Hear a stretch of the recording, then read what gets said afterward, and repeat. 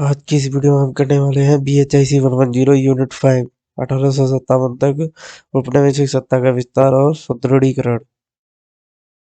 आज की इस वीडियो में हम करेंगे most important 2 points. First point रहेगा वारेन हेस्टिंग और भारत संबंधी छवि, जिसमें हम कवर करेंगे विलियम जोन्स और हेस्टिंग की नीति जो कि प्रैक्टिकली क्या थी। और सेकेंड पॉइंट रहेगा एवेंजेलिकलिज्म और उसकी अन्य नई प्रवृत्तियां, जिसमें 2 पॉइंट कवर करेंगे सुधार के प्रयत्न और संरक्षण और मुद्रो। तो स्टार्ट करते हैं फर्स्ट क्वेश्चन से।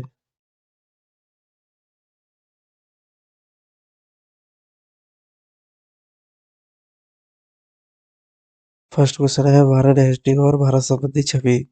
अंग्रेजों के मन में यह अवधारणा बनी हुई थी कि भारतीयों की अवनति हुई है। 18वीं शताब्दी की घटनाओं से यह धारणा और भी पुष्ट हो गई थी। इसी के साथ-साथ ही प्रारंभिक प्रशासक भारत के अतीत के गौरव की बात करते रहते थे। उनका मानना था कि भारत के प्रशासन को सही ढंग से नियंत्रित करने के लिए भारत और इसके अतीत का पूर्ण ज्ञान होना बहुत ही ज़रूरी है। वारेन हेस्टिंग ने इस कार्य को अपेक्षाकृत गंभीरतापूर्वक लिया था और वह जानता था कि इस कार्य को संपन्न करने के लिए कुछ ऐसे प्रशासकों की ज़रूरत पड़ेगी जो अपने स्वार्थ से ऊपर उठकर कार्य कर सकते हैं। इस उद्देश्य से उसने कुछ ऐसे संगठनों की स्थापना का प्रयास किया था, जो भारत के स्वर्णिम अतीत संबंधी ज्ञान की खोज कर सकें और फिर उसे उन लोगों को इस ज्ञान से परिचित करा सकें, जिन्हें इस देश का प्रशासन चलाना था। यह दृष्टिकोण प्राच्यवादियों के दृष्टिकोण के रूप में जाना जाता है और वारेन हेस्टिंग के अलावा और लोग भी इसके समर्थक थे। इसमें मुख्य नाम आता है विलियम जोन्स का। इस उद्देश्य से एक अंग्रेज न्यायविद अ, विलियम जोन्स ने भारत को एक नए सिरे से जानना शुरू किया। विलियम जोन्स ब्रिटिश राजनीति की विंग परंपरा का अनुयायी था। उसने अंग्रेजों को भारत की तस्वीर से परिचित कराने का बीड़ा उठाया था। भारत आने पर जोन्स ने महसूस किया था कि भारत को जानना एक व्यक्ति के बस की बात नहीं है। उसने अनुभव किया कि इसके लिए एक वैज्ञानिक अध्ययन की जरूरत पड़ेगी, जिसमें मेहनती और विद्वान लोगों की सहायता अपेक्षित होगी। इस उद्देश्य से प्रसिद्ध एसोटिक सोसाइटी की स्थापना की गई। इस सोसाइटी का उद्देश्य एशिया में रहकर एशिया से बाहर रहकर दोनों प्रकार से हम किस प्रकार से इस महादेश में छिपी हुई वास्तविकता और रहस्यों को जान सकते हैं। जोन्स के प्रयासों और वारेन हेस्टिंग के दृष्टिकोण का मेल इस सोसाइटी में हुआ था। सोसाइटी को गवर्नर जनरल का पूरा समर्थन प्राप्त था। इस सोसाइटी ने भारत के सामाजिक, धार्मिक और भाषाई राजनीतिक पक्षों की गहराई से नज़दीकी से अध्ययन किया। इस प्रकार से यह अध्ययन गहराई से किया गया। पहले यात्री आते थे तो केवल वह भारत को देखकर उसके प्रति एक धारणा बनाकर लौट जाते थे।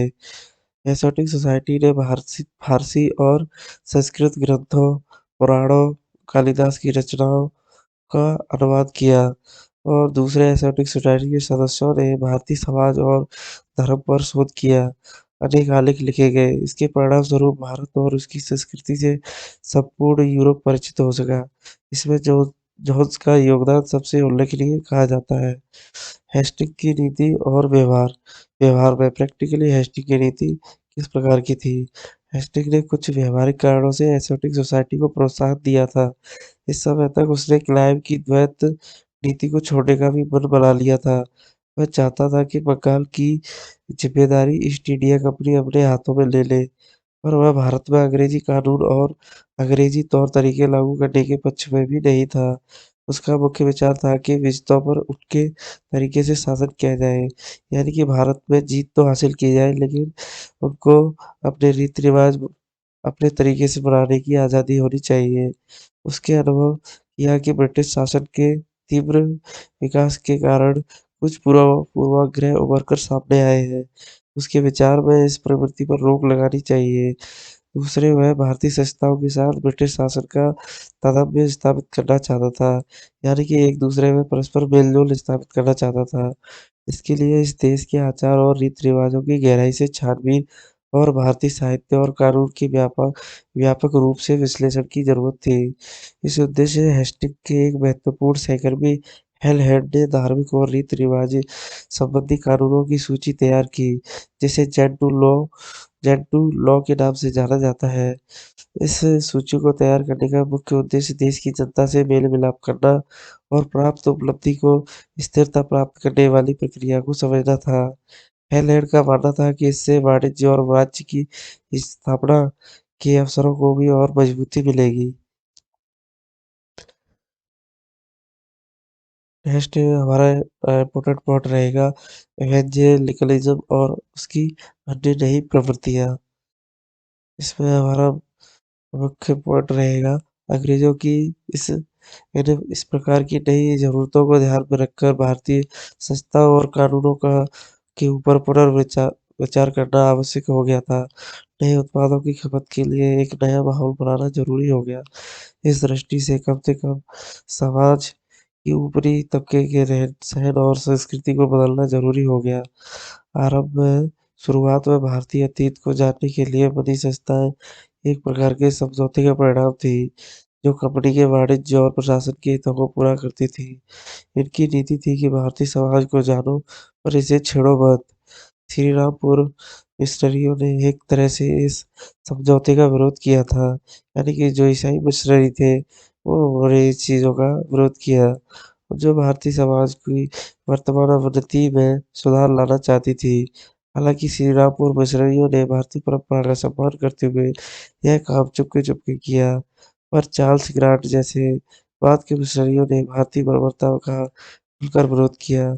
चार्ल्स ग्रांट के इस विरोध के साथ इवेंजेलिकलिज्म की एक नई विचारधारा सामने आई, जिसके पीछे भारत को सभ्य बनाने की इच्छा कार्यरत थी। उसने अपने इस प्रयत्न को ईसाई धर्म के रूप में रख दिया और भारत को सभ्य बनाने का बीड़ा उठाया। भारत को सभ्य बनाने का यह प्रयत्न ब्रिटिश उदारवाद की अभिव्यक्ति थी, जो यहाँ मैकाले के कार्यों के रूप में प्रकट हुई।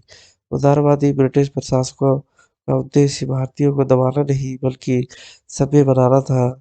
ब्रिटेन के व्यापारी समुदाय ने सभ्य बनाने की इस प्रयास का समर्थन किया। इसके तहत जो कानून बनते हैं, उसमें उन्हें भारत में संपत्ति बनाने का अधिकार मिलता और मुक्त व्यापार के द्वारा वे भारत में ब्रिटिश माल की खपत की समस्या का समाधान ढूँढ सकते थे। इसी प्रकार से 1838 ईस्वी में एक अन्य उदारवादी सीई ट्रेवेलियन ने भारत को ब्रिटिश सद्भाव का गौरवशाली कीर्ति स्तंभ कहकर चित्रित किया था। आज की वीडियो में बस इतना ही। मिलते हैं नेक्स्ट वीडियो में। तब तक के लिए हमारे